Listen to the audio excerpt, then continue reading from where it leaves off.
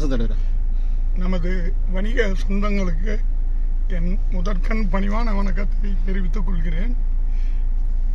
இன்று நாளை நடைபெற இருக்கின்ற வணிகர்களின் உரிமை மாநாட்டிற்கு இன்று வரை நமது அனைத்து சங்க உறுப்பினர்களும் இரவு பகல் பாராமல் உழைத்துக் கொண்டிருக்கிறீர்கள்.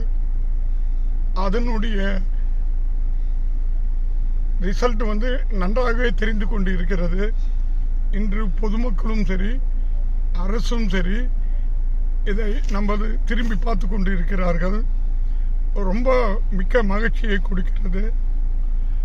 இதை நாளை நடைபெற இருக்கின்ற நமது வணிகர்களின் உரிமை மாநாட்டிற்கு அனைத்து வணிகர்களும் முழு அளவில் நமது சொந்தங்களை அழைத்துக் கொண்டு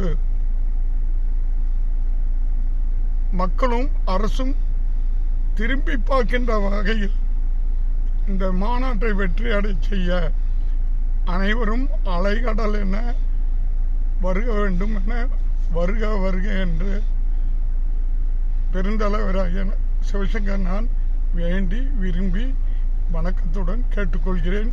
உங்களை வரவேற்பதற்கு சுகன்யா கன்வென்ஷனில் வாசலில் தயாராக நான் நாளை மதியம் 3 மணி அளவில் இருப்பேன் என்று தெரிவித்துக் கொள்கிறேன்.